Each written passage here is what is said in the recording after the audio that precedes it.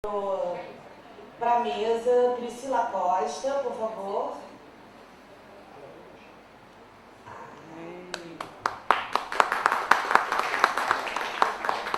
Ramon Soares. Priscila Costa vai falar dos indicadores para avaliação de impactos no seu público. Então fica aqui na frente, ó. Já chamei Ramon Soares. Chicão Francisco Ferreira, quer ficar aí ou quer vir aqui para frente? Não acredito. Gisele Pires, por favor, também fica aqui, daí a gente chama.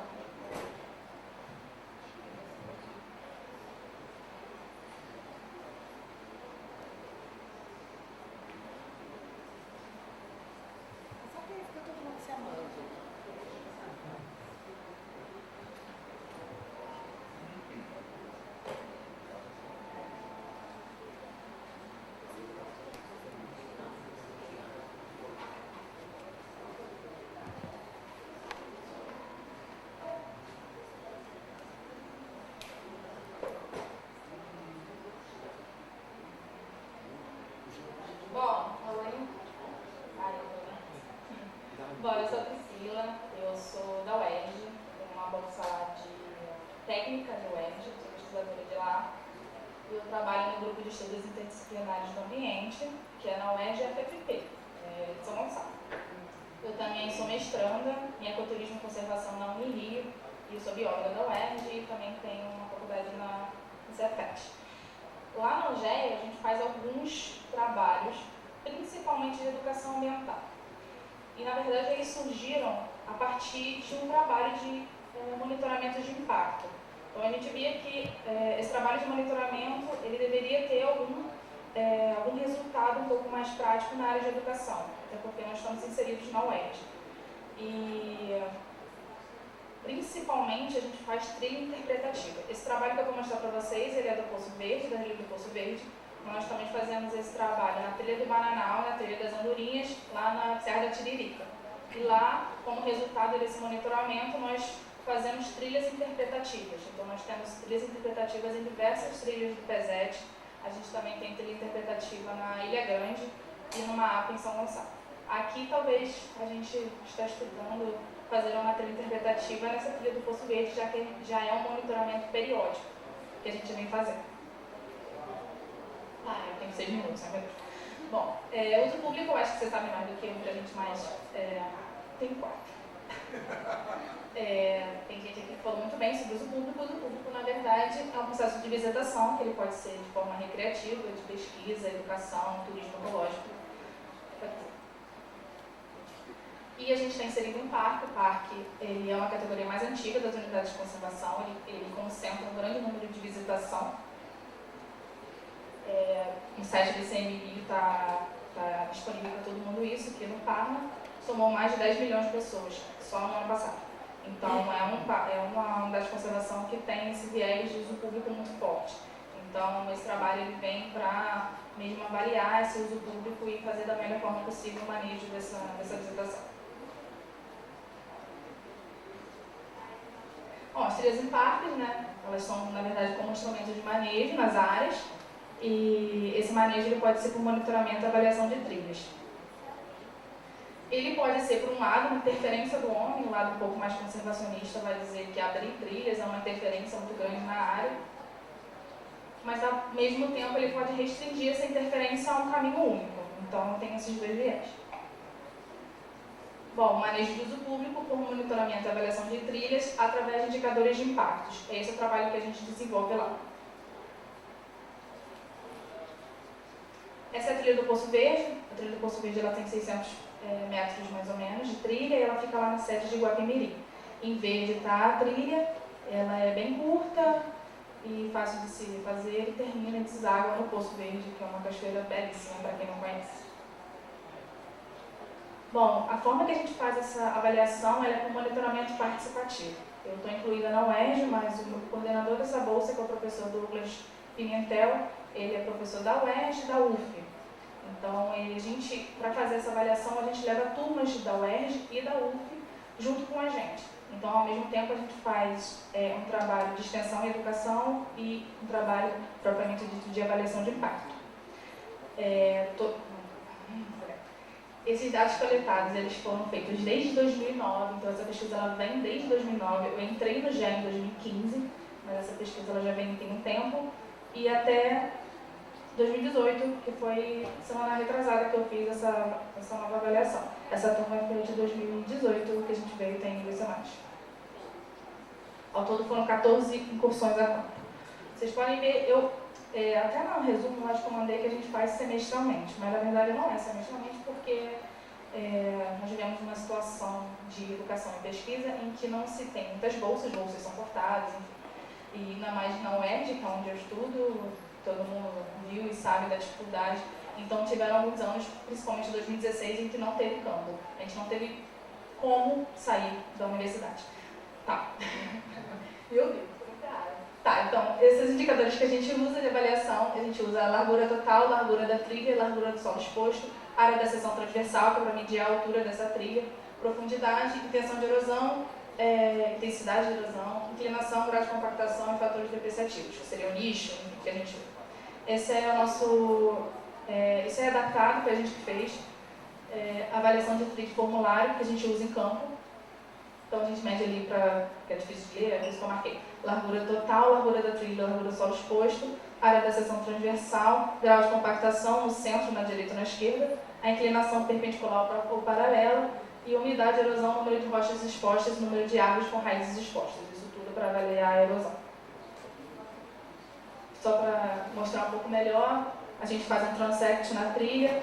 A número 1 é a largura da trilha, 2 é o solo exposto, 3 é a área fora do pisoteio e 4 é o tipo de cobertura vegetal. Isso tudo são indicadores que vão dizer o nível de impacto que está sofrendo aquela trilha. Um pouco mais detalhado, largura total é a largura onde a gente pode achar, é um bem subjetivo mesmo, pode achar que as pessoas podem desviar de algum caminho, tá? Então a gente também faz largura total, a inclinação número 3 da perpendicular à trilha e características também no número 4 que a gente avalia. Essa aí é a área da seção transversal, a gente vai avaliar a profundidade dessa trilha, então a gente faz a largura da trilha dividida por 11, isso dá 10 medidas de altura. Intensidade de erosão, ali no outro canto, enfim, é uma série de parâmetros que a gente analisa, a gente chega a resultados como muito baixa, baixa, média, alta e muito alta, principalmente por números de rocha e de sulco também de erosão. Bom, de resultado que a gente teve, a gente fez, na verdade, 2 blocos de coleta. De 2009 a 2013, nós fizemos com uma metodologia que a gente fazia de 50 metros e a gente sorteava um ponto dentro desses 50 metros. E isso a gente ia fazendo dessa forma até o final. Depois de 2013, nós começamos a fazer em pontos de 50 metros. Aí eu acho que diminuiu um pouquinho mais a subjetividade e demarcou e a gente consegue acompanhar mesmo aquele pedaço, quanto que ele está aumentando, quanto ele está diminuindo, quanto ele está de erosão, enfim. Bom, por isso que a gente dividiu em 2 blocos. O primeiro bloco, de 2009 a 2013, apresentou... esse aqui são 11 pontos de trilha, tá? 2 pontos foram mais de 2 metros de largura. O ideal de largura de trilha é 95 centímetros, de acordo com a literatura. Então, assim, a largura do Poço Verde está bem acima do normal, do ideal. E a área da seção transversal, ela acompanha a largura da trilha. Pode ir. Não, volta. Não dá pra ver. Na verdade, aqui são 2 fotos. Desde 2009, a gente manda periodicamente esses resultados para a gestão, e a gestão, a partir daí, pode fazer manejo dessa trilha. Então, a partir de 2009, eles começaram a botar degraus nas trilhas a partir dos resultados que a gente passou para eles, tá? De 2009 a 2013 por ano, a gente percebe que 2009, que foi a primeira coleta, ele tinha mais de 2 metros de largura. Em 2009.2, que já foi depois do primeiro manejo da gestão, ele diminuiu para quase 1,5 metros. Então, a gente consegue acompanhar essa ação do manejo. Depois ficou mais desnivelado, né, aumentou um pouco mais, porque até pela dificuldade mesmo da gestão de fazer esse manejo de trilha, né, a gente sabe como é que é difícil. E a intensidade de erosão, o grau de erosão, ela acompanha a largura da trilha também. Então, quanto mais larga a trilha, mais erodida ela vai ser. grau de compactação. O grau de compactação, na verdade, a gente não usa como um indicador de monitor de impacto, porque vai ter compactação normal, só que a gente usa para conseguir ver aonde que tem maior uso da trilha. Então, a gente mede essa compactação, que é algo inevitável, para a gente conseguir acompanhar em qual parte da trilha tem mais uso. Tá? E também consegue ver que áreas com poças ou com raízes no meio da trilha, as pessoas tendem a criar trilhas sociais. A gente chama, que é quando as pessoas fogem da trilha normal e, para facilitar o acesso, acabam criando trilhas sociais, e, enfim, tirando cobertura vegetal e vários outros problemas. De 2014 a 2018, a trilha ela diminuiu bastante do primeiro grau de coleta, mas ela continua ainda alta, e teve a devasagem de 2015 para 2017, porque não teve dinheiro de pesquisa para a gente continuar. E aí isso já acarretou num aumento da largura da trilha. 2017 tem maior área de seção transversal e segunda maior largura, então ela apresenta grande intensidade de erosão. Então a gente conseguiu analisar que a largura da trilha ela conversa com a área da seção transversal, que é a profundidade da trilha, e conversa também com a intensidade de erosão, está tudo interligado. A gente analisou que o grau de compactação mudou da primeira sessão de coleta para a segunda, isso é bom.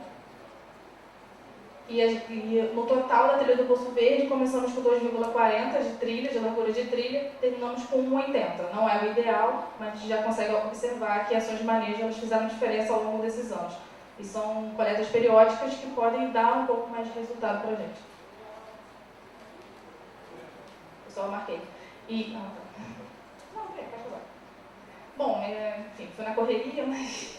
A gente, como eu falei, as medidas de largura de trilha da seção transversal, elas foram os parâmetros que mais forneceram resultados para a gente a respeito da modificação na trilha.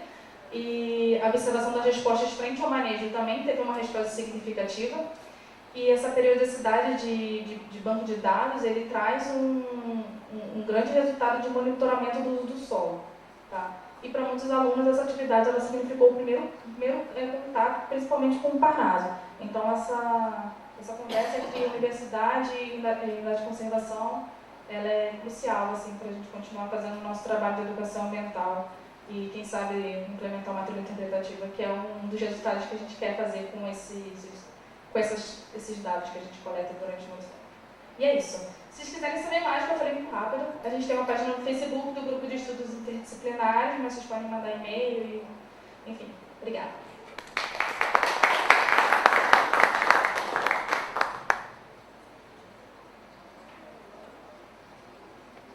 Agora chamar o Ramon. Tá aí? Aqui.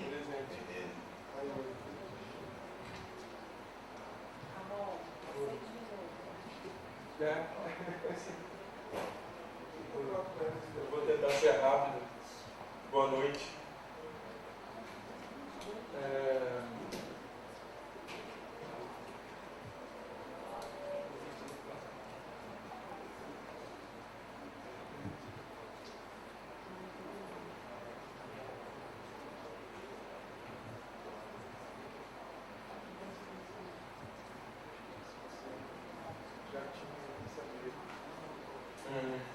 Então, gente, boa noite. Algumas pessoas aqui já me conhecem, outras não, né?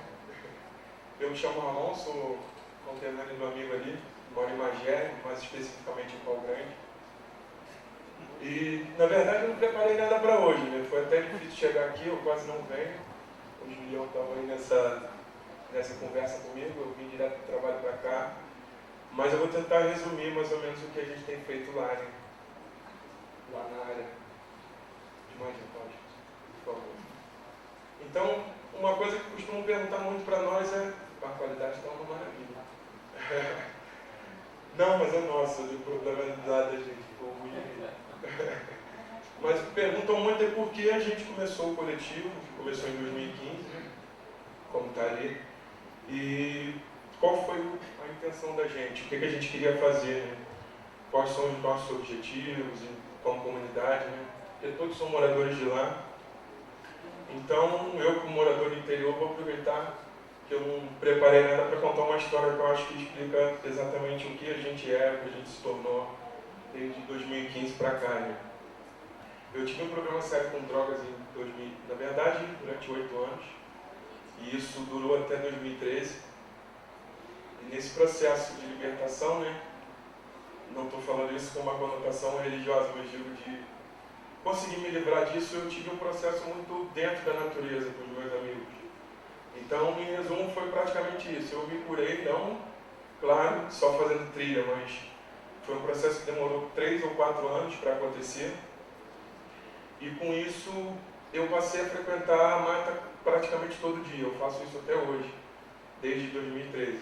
Fazia antes, já, porque eu sou morador de lá desde que nasci, mas fui trabalhar no Rio, fiquei 10 anos fora, dei aula de informática, fiz dezenas de coisas e me afastei um pouco dessa conexão. E quando eu tive esse problema e voltei a ter essa conexão novamente, isso me aliviou, foi o que me ajudou a me livrar, né, dessa questão. Eu percebi que muita coisa tinha mudado onde a gente morava, né? E Pau Grande é um lugar muito pequeno, tinha 5.000 moradores, acho. Hoje deve ter uns 8. Todo mundo se conhece por nome, conhece os parentes de todo mundo, e eu percebi que aquilo tinha muito, o ambiente de lá tinha mudado muito. Até mesmo a relação entre as pessoas, né? Então, o que a gente decidiu fazer? Eu pensei, cara, foi muito importante para mim essa relação com a natureza, de verdade. Não estou tentando fazer um espetáculo, mas eu ia às vezes e ficava no açude, lá tem um açude, no rapaz aqui até, o Marcos, né?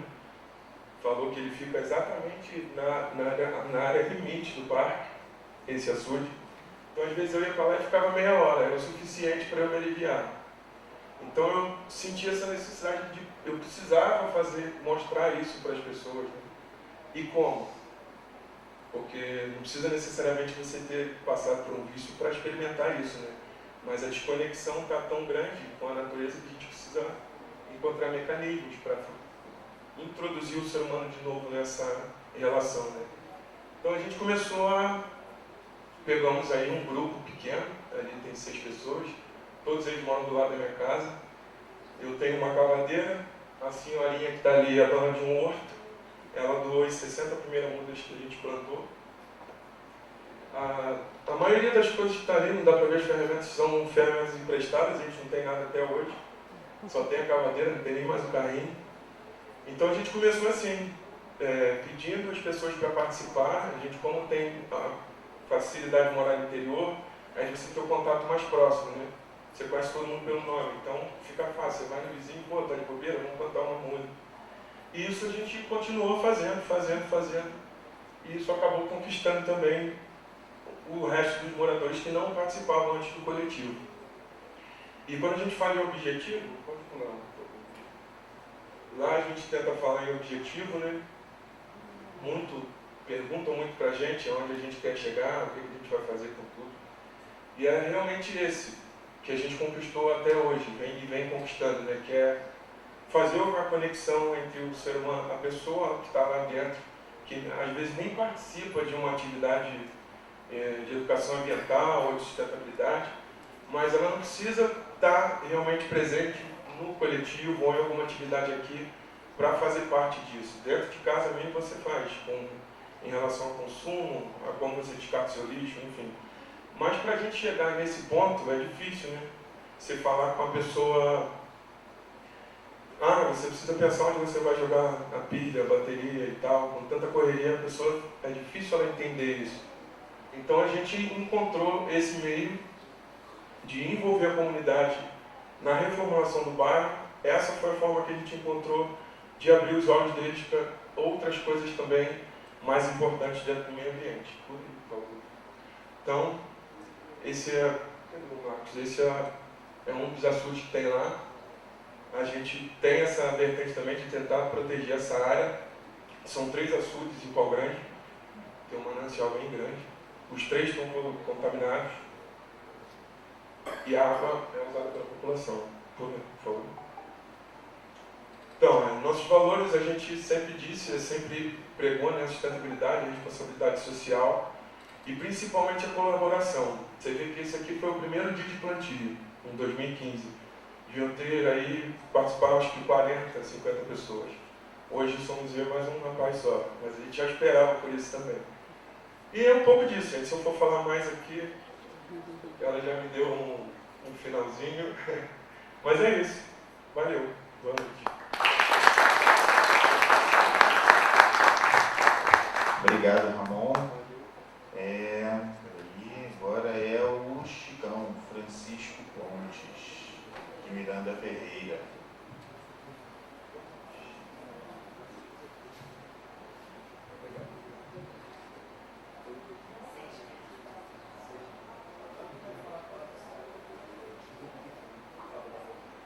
Bom dia.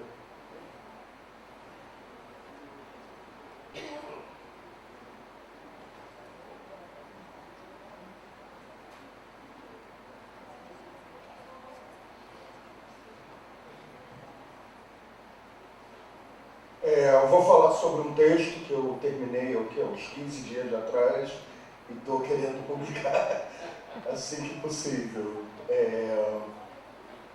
Sobre a importância da interdisciplinaridade quando a gente trata de ciências na área ambiental. E que essa interdisciplinaridade nas pesquisas ambientais pode ser de grande suporte para a construção da justiça socioambiental. Próximo, por favor. O conceito de justiça ambiental surgiu quando se descobriu, nos Estados Unidos, que os lixos tóxicos, que os dejetos, tudo, os resíduos, sempre eram depositados em áreas de populações negras, de imigrantes, de pobres. E aí surgiu esse conceito de justiça ambiental, que é um mecanismo que aproxima justamente essas populações pobres, marginalizadas, operárias, tradicionais, de minorias étnicas, dos danos ambientais. Injustiça ambiental também é a distribuição desigual do acesso aos recursos naturais. Próximo, por favor. E justiça ambiental é justamente essa luta oposta, em que a gente quer o direito igual aos recursos ambientais, a gente quer o direito igual às informações sobre o que é um produto tóxico, por que ele está sendo despejado em tal lugar, sobre o destino dos resíduos, sobre os riscos ambientais de uma encosta cair, da margem de um rio, ou seja, o direito à informação. E mais importante ainda, o direito à gestão participativa do território e o direito ao que? A construção de um modelo alternativo. Ou seja, a justiça ambiental é o nosso direito de mostrar, olha, a gente não quer esse sistema que está aí. A gente quer construir um outro sistema e a gente quer ser protagonista da construção desse outro sistema. Ou seja, quando a gente fala de justiça ambiental, a gente está diretamente ligado aos outros movimentos sociais.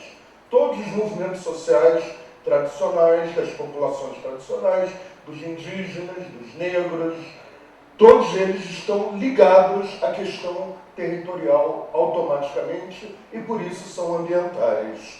E aí a gente traz para a nossa região aqui do Mosaico. Olha só o conflito que a gente tem entre a indústria do petróleo, na Baía de Guanabara, e os pescadores tradicionais. Olha a diferença ali do barquinho, do pescador tradicional e do petroleiro monstruoso ali. E o lixão, aqui em Teresópolis nós temos o lixão, que está exatamente muito próximo dessa situação aí. Próximo, por favor. Então a luta por justiça socioambiental implica necessariamente essa integração entre gente e território, entre sociedade e natureza. E aí a gente vê que o inimigo é comum. O inimigo que destrói o meio ambiente é aquele mesmo inimigo que oprime, que causa injustiças sociais. É o mesmo inimigo. Então a luta é comum contra um inimigo comum. E o território tem sido o quê? O suporte para os lucros, o suporte para os fornecimentos de recursos para essa indústria de consumo que causa os danos ambientais. Então é essa lógica do mercado e do capital que promove o desaparecimento de ecossistemas, da biodiversidade, das etnias e das tradições culturais. Quantos alimentos estão sumindo, porque todo mundo está comendo as mesmas coisas no supermercado, tudo produto industrial, tudo igual. E aí, olha o exemplo daqui da nossa região. O esgoto lançado nas cidades da região serrana e da Baixada Fluminense. E a especulação imobiliária ameaçando as atividades agrícolas também aqui na região serrana, nitidamente, né? Os condomínios tomando conta. Próximo. Então, os conflitos sempre acontecem porque os grandes empreendimentos, necessariamente, eles vão expulsar alguém, eles vão contra algum outro. Então, diminuir a degradação ambiental é abraçar os movimentos sociais. Próximo. Então, né, os exemplos que a gente tem aí, e, na verdade, esses processos de injustiça social e ambiental são historicamente construídos. Próximo. Próximo, né? Vamos passar aqui para poder concluir. Aí o que eu quero concluir, né? Próximo. É a questão da interdisciplinaridade. Não há como a gente pensar na questão ambiental sem ser interdisciplinar. Um exemplo disso é a bacia hidrográfica. Como é que você pode pensar numa bacia hidrográfica só com biologia, ou só com geografia, ou só com população, ou só com distribuição de indústria? É um conjunto, é interdisciplinar. Então, é a obrigação dos cientistas que trabalham na área ambiental procurar essa parceria, essa interdisciplinaridade. E transdisciplinaridade, que é melhor ainda do que a interdisciplinaridade, que é quando elas se juntam, elas se cruzam, né, e formam uma coisa até melhor. Tá? Então, a gente está vendo cada vez mais, como exemplo aqui, os encontros de pesquisa tendo essa tendência de serem mais interdisciplinares e transdisciplinares. Próximo, para concluir.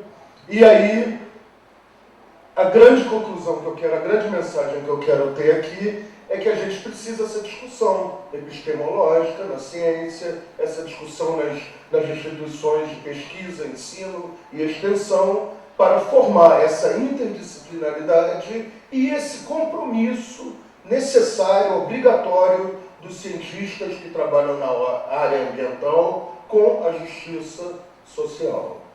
É isso, obrigado. Obrigado, Chicão. E agora, para terminar a nossa sessão antes das perguntas, a Gisele Pires.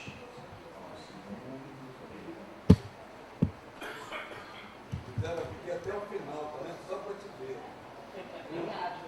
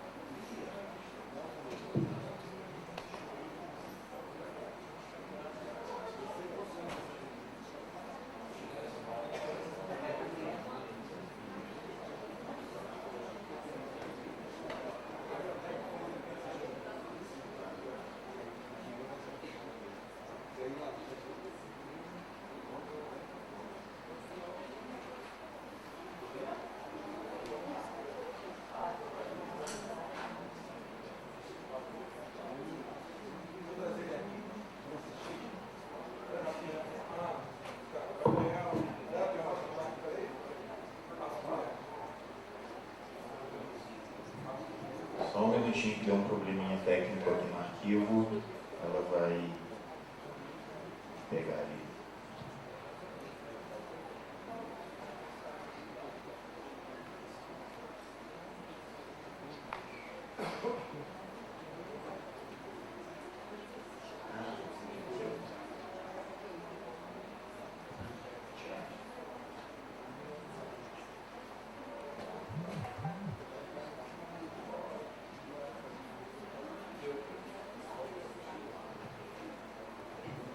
Bem, Boa tarde. Como a tecnologia me controlou, apesar de eu ter trazido 3 backups, né, e o arquivo dele. Na verdade, primeiro eu tenho que agradecer a oportunidade de estar aqui por 2 motivos. Faço parte do grupo de Engenharia e Sociedade que estuda a Baixada Fluminense e desenvolve o sistema de informação geográfica voltado à gestão, tanto municipal, ambiental como social. O agradecimento de estar aqui é porque eu fiz um recorte exatamente para a APA Jaciruba, que apesar de estar próxima à reserva, ela literalmente não tem o mesmo tratamento que a APA Tianguá, exatamente porque tem a RJ 109. O sistema de informação geográfica que nós desenvolvemos, ele literalmente tem 1.500 planos de informação, desde a base cartográfica, indicadores ambientais. Eu parei para literalmente fazer o resumo dele para transformar em 8 slides, que norteia toda a informação de plano que eu falo com o Nelson. Isso a gente tem como informação na Bahia. Eu faço parte também da Câmara Técnica de Gestão, do Comitê da Baía de Guanabara, e o objetivo do Sistema de Informação Geográfica para os gestores ambientais ou para os gestores municipais ou qualquer território é porque a grande maioria dos políticos hoje entram no governo sem o conhecimento da região. Traçam políticas públicas impróprias para o conjunto de elementos que está naquela região. A APA Jaciruba hoje ela está isolada, apesar de ter um bioclima diferente do centro de Nova Iguaçu. Ela literalmente tem 800 pessoas que vivem no modelo de exclusão social. Então, o trabalho que eu tinha trazido para vocês, mas vou deixar disponibilizado no site, eram todos os planos de informação de conservação, bioclimático, a parte de relevo, hidrografia e principalmente uma imagem que chega à escala 1/2000 com a informação de invasão. Então, na verdade, o objetivo desse trabalho era exatamente isso: proporcionar ao gestor, seja ele qual for, um conjunto de informações, um plano de informação, para poder ser literalmente trabalhado, estudado e analisado para a execução. Foi desenvolvido em software livre, então, a nível de equipamento, a gente precisou de uma máquina com uma capacidade de armazenamento boa, mas a nível de software foi tudo gratuito. Então, a gente tem uma ferramenta muito poderosa hoje que permite o gestor municipal poder trafegar e identificar as feições de realização. Desculpa pela apresentação, mas vou deixar disponibilizado.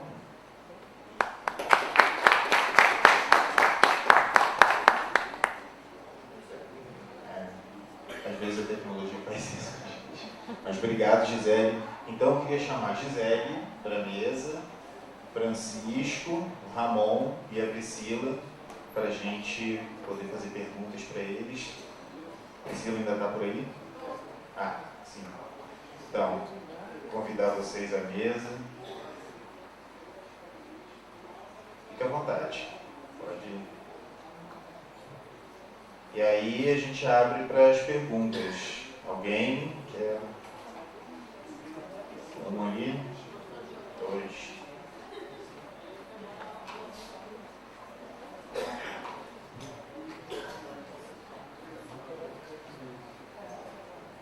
Boa noite, pessoal.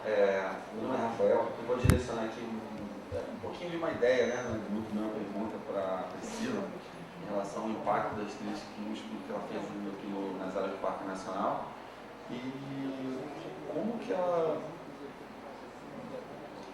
pode analisar se existe uma viabilidade através de profissionais próprios e direcionados para, por exemplo, uma coexistência de uma utilização da trilha numa unidade de conservação que pudesse ser feita não só essa trilha a pé, mas como, por exemplo, em outras modalidades que eu vou colocar aqui como esportivos, né, como uma atividade de bicicleta ou até mesmo uma atividade de moto ou um 4x4, por exemplo. Né? Como que se existiria uma possibilidade de fazer um estudo técnico e um trabalho de manejo dessa trilha para que pudesse atender também essas atividades. e não só mesmo aquela passagem de pedestres ali que muitas vezes acontece, né? Muitas trilhas atualmente são trilhas porque era uma rua antiga, de uma rua histórica, né, que deixou de ser uma rua histórica porque por falta de manutenção criou mato e a partir dali virou uma trilha. Né? Vou trazer como exemplo aqui do Parque Nacional a questão do Limoeiro, né, por exemplo. Mas isso aqui eu traduzo no Parque Estadual e também no Parque Municipal, dando os mesmos exemplos. E não só aqui no nosso município, mas no Brasil tudo afora. Eu queria só entender um pouquinho aí, se alguém enxerga alguma possibilidade de coexistir essas atividades na trilha.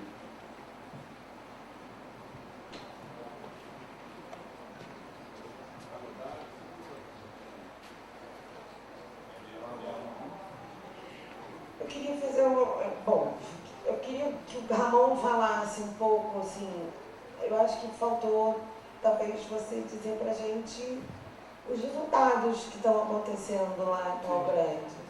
Né? Queria pedir, por favor, para você falar isso. Queria dizer que eu gostei muito, parabéns para vocês.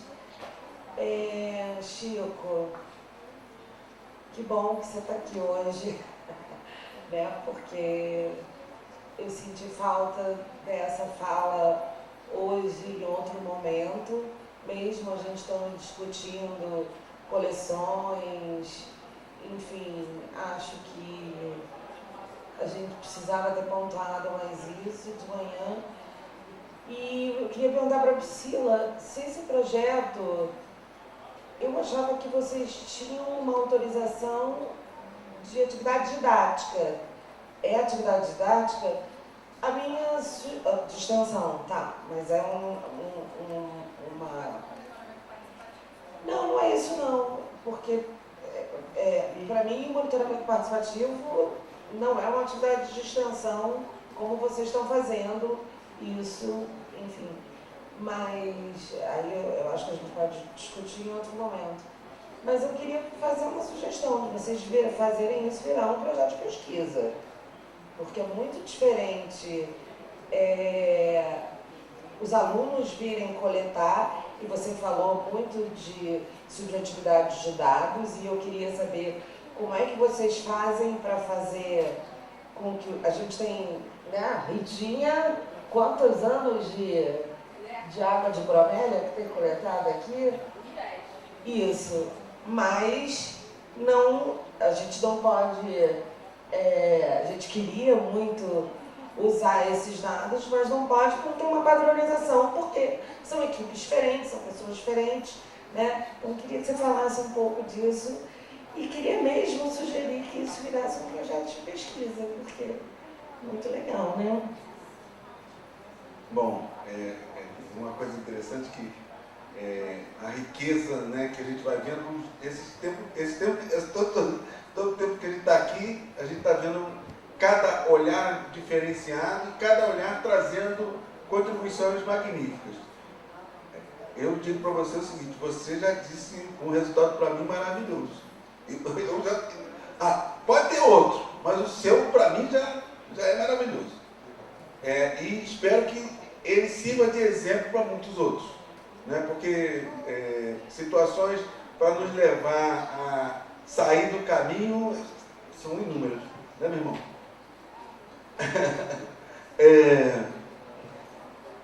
Eu quero dizer para vocês o seguinte, a gente, assim, de uma certa forma, não vou fazer pergunta nenhuma, mas vocês depois podem comentar. A gente tem defendido nos comitês de bacias hidrográficas que participam, que eu participo de 3 até agora, e a gente tem mostrado a necessidade de abrir para a sociedade informações. E esse abrir para a sociedade informações, ela se manifesta de diversas formas. Seja numa camiseta que a gente está usando, gostei da sua camiseta, porque está marcando o seu projeto. Hoje eu não vi com a camiseta do Guandu, nem do Piabanha. Seja com a placa que foi mostrada aqui ontem pela professora da UFRJ, né? Seja com o exemplo que eu hoje descobri de manhã, 15 para as 6 da manhã, eu levantei, fui o terceiro a levantar, e encontrei os biólogos ali saindo para fazer uma campanha, e aí descobri o Wikiaves. Eu falei, caramba, que coisa maravilhosa, que as pessoas leigas podem ir lá tirar uma foto de uma ave, disponibilizar lá, olha, eu não sei que ave é essa. E diz ele que os pesquisadores, em 1 ou 2 dias, identificam qual é a ave. Eu acho que essa interação é uma coisa que a gente precisa meio que explorar isso, né? A gente precisa trabalhar a informação das mais diversas formas, né? E é isso que eu gostaria de fazer com que a gente consiga fazer com que a sociedade se aproprie do seu poder, né? Eu usava o termo empoderar. Aí me disseram o seguinte: quando você usa o termo empoderar, você está se achando com o poder de dar poder a outro, né? E eu falei assim, essas reflexões fazem a gente, igual o Gabeira também diz lá, olha, você não vai me qualificar não, olha, você não vai me capacitar não, capaz eu sou, eu não posso não ser qualificado para entender o que você está dizendo. Aí a gente precisa entender essas lógicas que o cidadão comum nos traz, e a gente, de uma certa forma, precisa baixar a bola, né? Então, essa é a mensagem que ele está dando. Eu estou doido para um happy hour, a gente começar a pensar. Mais alguém?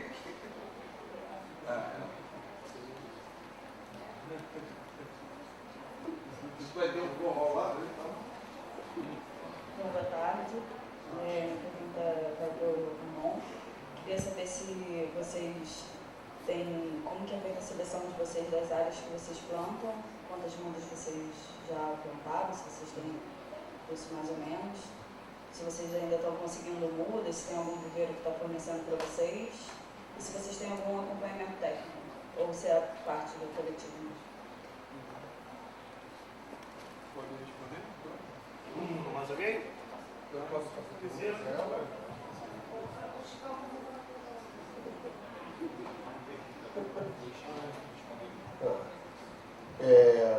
Como é que é seu nome?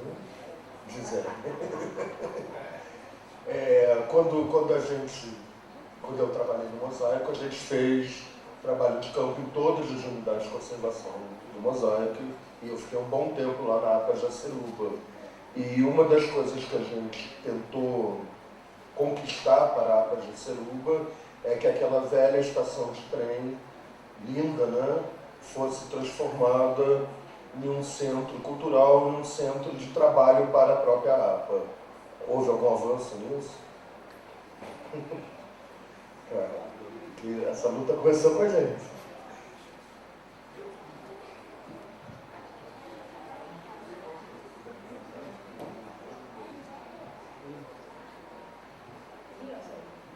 Vou começar pela primeira pergunta. É uma pergunta bem polêmica, né?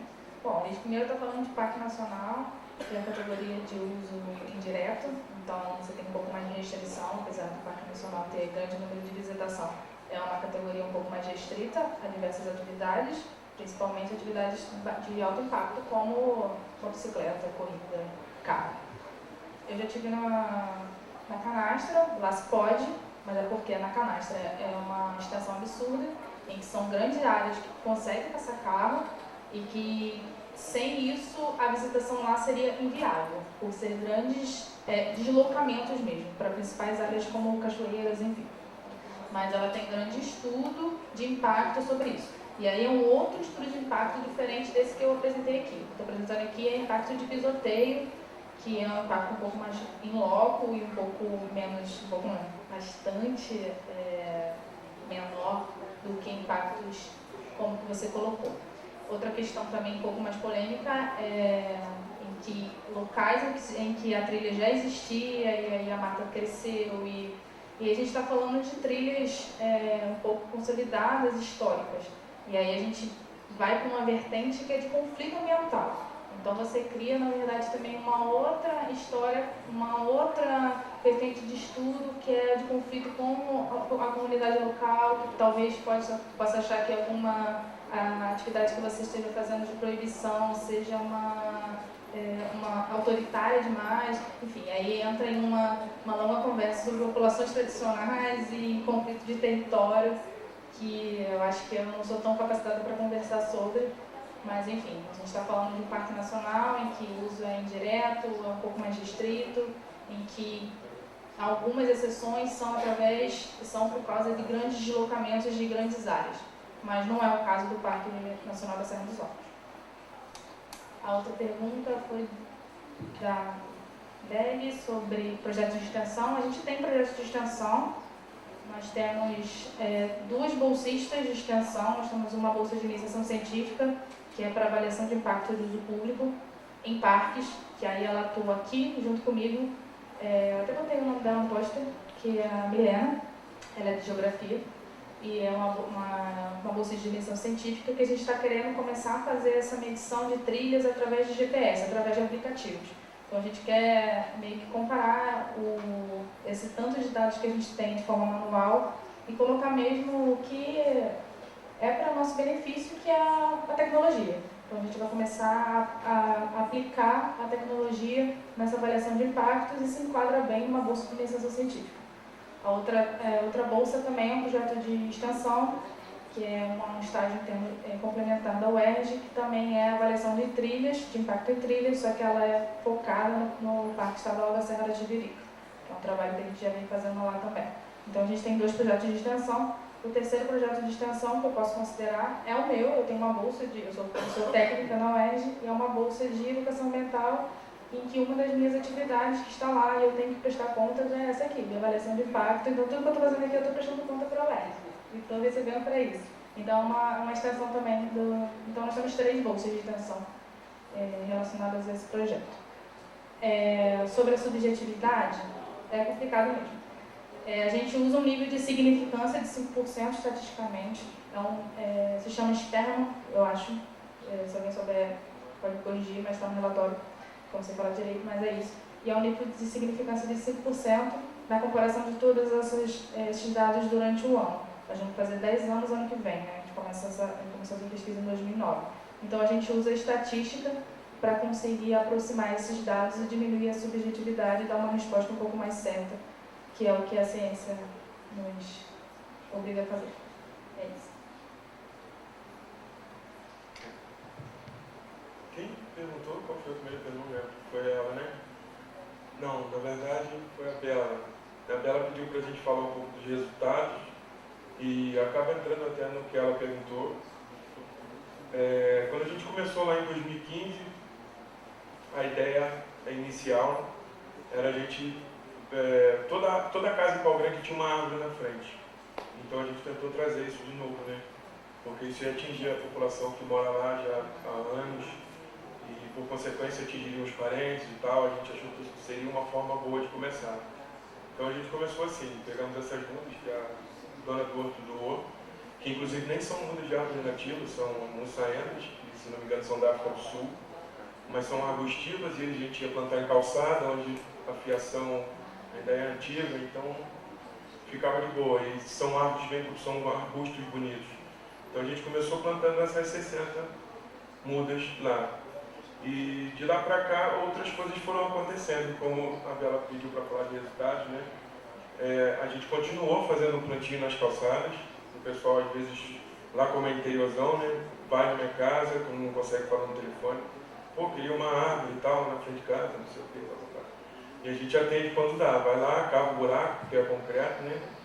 Faz o plantio, coloca a cerca e a gente mesmo faz isso, não tem valor, enfim. E além disso, quando a gente vai falar dos resultados, né? A gente partiu para outras áreas, porque é difícil você ver tanta coisa para se fazer e fazer uma só. Eu, pelo menos, tenho essa dificuldade. Então a gente começou a colocar a mão em outras coisas. A gente, por exemplo, tem uma área lá que jogava muito lixo, é perto de uma fonte, em 1934, que inclusive também está poluída. A gente pegou os vizinhos lá, os moradores do entorno. Eu levei as mudas, porque eu trabalho com hoje eu trabalho com planta, né? Com ornamentação, com agroecologia urbana, faço canteiros, enfim. Então eu peguei as mudas que eu tinha de tempero e a gente foi lá e fez uma hortinha só de ervas e chás medicinais. E está lá até hoje, isso foi logo no início. A gente pegou outras áreas também degradadas. Praça, a gente começou a mexer em praça também, a gente saiu fazendo tudo que dava. E também um dos resultados interessantes, pelo menos, que a gente não esperava que fosse acontecer, principalmente por se tratar de um lugar interiorano, né? O pessoal muito provinciano em Pau Grande, o Carlinhos conhece a galera. Se no Rio a gente tinha uma ideia de que 70% que se plantava sumia, né? Falei, pô, aqui então a gente vai ficar sem nada o tempo todo. Mas não foi o que aconteceu. Na verdade, isso aconteceu. No início, acontece até hoje. Mas o pessoal vai, some com 3, a gente volta na semana seguinte, planta 4, planta 5. E deixa arrancar, a gente não está nem aí, porque justamente, como a gente falou antes, a ideia é incentivar a galera a permanecer perto dessa integração com a natureza. Não necessariamente sair da sua casa para ir à floresta. Então, você ter a natureza mais próxima ali, que era um dos pontos altos lá de onde eu moro, né? Ainda tem muita natureza, mas sumiu muita coisa. E além dessa galera estar mais ativa, né, os moradores, agora lá a prefeitura mesmo foi cortar um flamboyant lá há pouco tempo, tem 2 semanas, até comentei com o Carlos. O flamboyant devia ter no mínimo uns 70 anos. Aí me ligaram, eu estava em outro bairro do lado, só pude ir 1 hora depois. Quando eu cheguei para falar com o funcionário, ele já estava com o olho arregalado já. Porque tinha ido uma senhora lá e quase derrubou ele da escada. Então a gente conseguiu contaminar as pessoas e os moradores com a necessidade de fazer essa proteção na área urbana. Isso sem a gente falar da área de mata lá, né?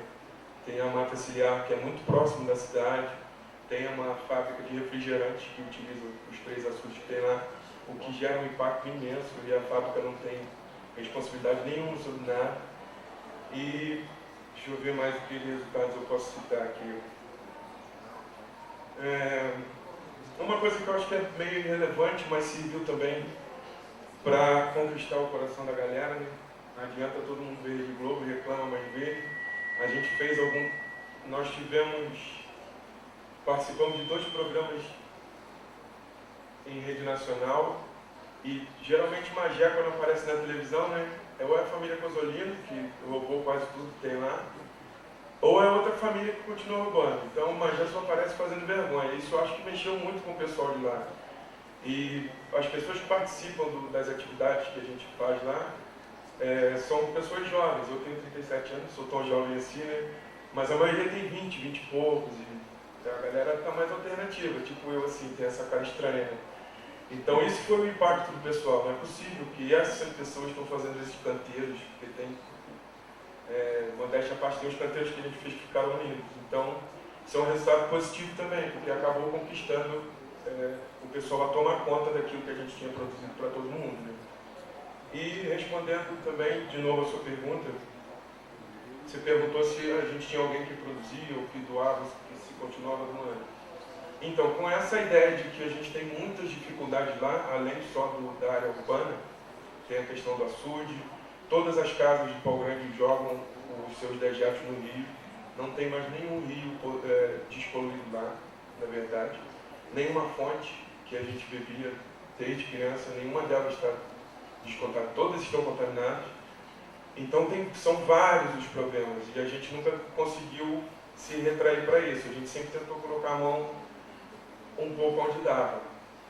Então, por isso, a gente não conseguiu ainda ter um levantamento legal do que a gente já fez. A gente precisa fazer um mapeamento do bairro inteiro para saber quais são as prioridades, se a gente vai continuar na área urbana, se a gente vai para fazer um trabalho na área de mata ciliar ou na floresta. Tem muita extração de casca de árvore medicinal lá, muita palmito, eles sabem, muito trabuco, muita caça de paca, passarinho, o pessoal lá pega 200, 300.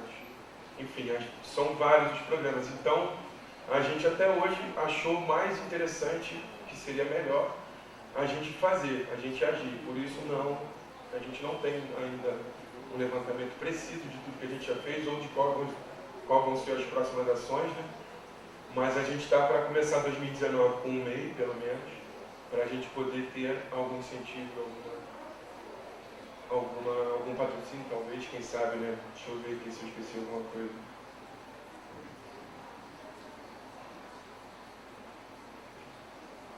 Você me perguntou, isso era um dos resultados, nem tá uma coisa também que é bem legal, a gente, como eu trabalho com plantas, na verdade, isso vem de família, né? Minha avó nunca usou tempero pronto, minha mãe também nunca entrou essas coisas lá em casa, nunca entraram.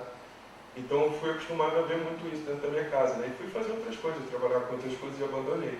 Então quando eu saí da empresa que eu trabalhei 10 anos, em 2015, e fundei o coletivo, eu voltei a fazer isso e quis fazer isso de forma comercial. Então eu percebi uma dificuldade muito grande de se vender o que se produz, né? E eu via gente, às vezes, comprar coisa em outro bairro, quando podia comprar comigo. Às vezes comprava um temperinho, não um terrário de 200, 300 reais, mas uma coisa simples. Então eu senti essa dificuldade de ter esse comércio ali, e sendo um bairro tão pequeno. Aí a gente começou a fazer uma feira comunitária, que também começou como um projeto, sem nada. A gente sentava no chão e chamava a gente de casa em casa. E ficamos até ano passado fazendo a feira, ela começou em 2016, ficamos até 2017 fazendo feira. Só que também, agora a gente deu um tempo porque precisa organizar, para saber se a gente vai continuar com a feira, se vai abrir um outro grupo para tomar conta dessa feira, porque dá trabalho, são muitos expositores. E o que a gente achou mais interessante é de ver tanta gente produzindo tanta coisa perto de onde a gente mora e a gente nem sabe, né? Isso foi o que mais me impressionou. Então, além da feira e dessas atividades, a gente também promove atividade de educação ambiental em escolas, inclusive escolas particulares. É isso.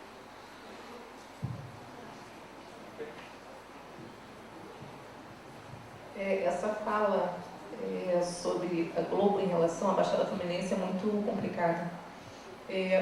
Poucas pessoas sabem, mas Nova Iguaçu tem 66% da área de proteção ambiental, unidade de conservação, APA, tem 2 estaduais, uma federal e 8, ou são 9 municipais. E respondendo ao que você me perguntou, graças a esses tijolinhos de busca e de pertencimento que a população hoje tem, existe um grupo muito focado. Hoje o José Arnaldo, que é um entusiasta, que é do Piabanha, de vários comitês, ele tem essa necessidade de fazer com que os potenciais da cidade apareçam. E tem um movimento muito forte para o turismo, para o ecoturismo, exatamente para poder fazer com que a população da cidade reconheça que não precisa ir para outros lugares para conhecer o que há de bom, né? Então, tanto a estação de Jaceruba, como de Vila de Cava, como de Rio Douro, ela faz parte de um corredor histórico que está sendo promovido para ser implantado, para se colocar não só a questão ambiental, como histórica, que para muitos que não conhecem, Nova Iguaçu tem um peso histórico muito interessante para ser contado. Nelson, né? Comunicação, sem dúvida, a gente conversou sobre isso o tempo todo, né? Comunicação para o Comitê de Bacias e para o Mosaico é a etapa mais importante do momento.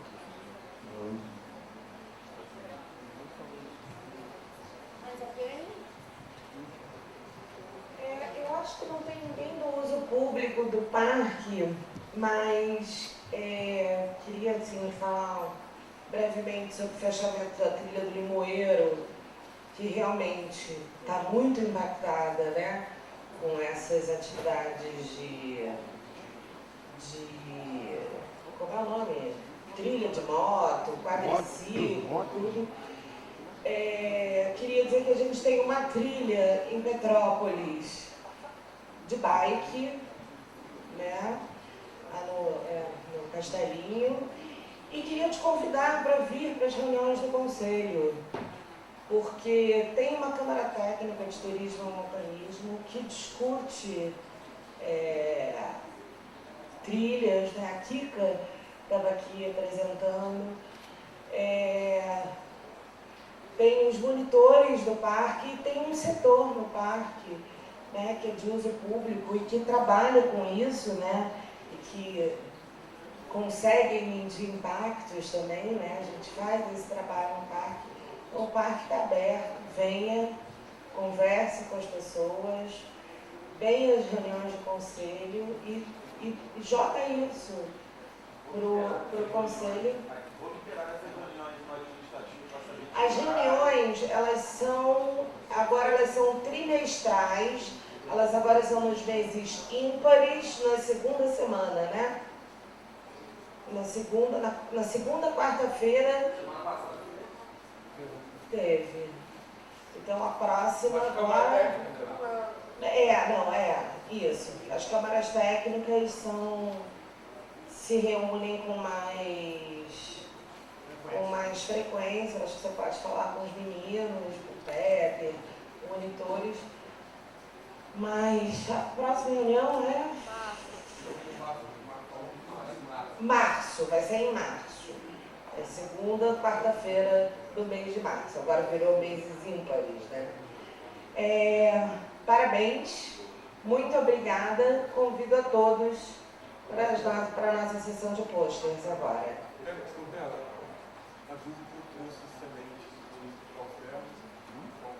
Eu não vou avisar não, depois do que a gente discutiu aqui. O professor está ali, ó. Qual orientação São da onde, Ramon? Peraí, ó. São lá da UFRJ do projeto Capim Limão.